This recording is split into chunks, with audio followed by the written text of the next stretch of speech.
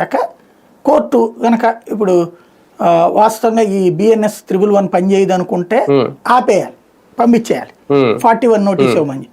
కానీ ఎంతవరకు అట్లా అన్నారు.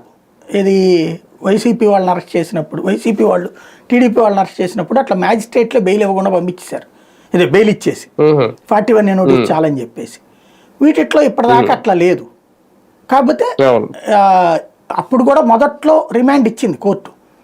తర్వాత ఇట్లాంటి కంటిన్యూ అవుతున్నప్పుడు హైకోర్టు సీరియస్ అవ్వడం, కింద కోర్టులకి చెప్పడంతో అప్పటి నుంచి మారి ఏదైతే 7 ఏళ్ల లోపు జైలు శిక్ష పడే కేసు కాదు కాబట్టి అన్నట్టుంది. ఇప్పుడు నేను శ్రీరెడ్డికి కూడా అట్లాగే కదా బెయిల్ ఇచ్చింది. ఇతనికి కూడా ఇది 7 ఏళ్ల లోపు జైలు శిక్ష పడేది కాదు కాబట్టి 111 పెట్టారు. అందుకని 111 పెట్టినటువంటి సందర్భంలో అది అసలు వర్తించదని ఆల్రెడీ కోర్టు అది చెప్పింది ఇంతకుముందే, అయినా పెట్టారు. కాబట్టి ఇక్కడ ఆ కాన్సెప్ట్ మీదన బెయిల్ ఇచ్చేయమని అడగాలి, 41 నోటీస్ చాలని చెప్పి. ముందు సమస్య ఏంటంటే వీళ్ళకి సరైన లాయర్ లేరు. ఆ పొన్నవోలు సుధాకర్ రెడ్డి ఒక టీము గతంలో అధికారంలో ఉన్నప్పుడే ఫెయిల్ అయినటువంటి వాళ్ళే ఇప్పుడు వాళ్ళ తరపున వాదిస్తున్నారు. అది పెద్ద సమస్య కూర్చుంది వాళ్ళకి. కాకపోతే వంశీ కేసుతో పోలిస్తే త్వరగా బెయిల్ వచ్చే అవకాశం ఉంటుందా సార్ ఈయనకి?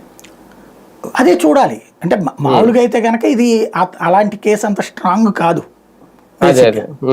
కాబట్టి తొందరగానే రావచ్చు. కాబట్టి కొన్ని రోజులన్నా జైల్లో ఉంచాలన్నదే కదా ఇక్కడ ప్రయత్నం. అదే కొన్ని రోజులు జైల్లో ఉంచాలి.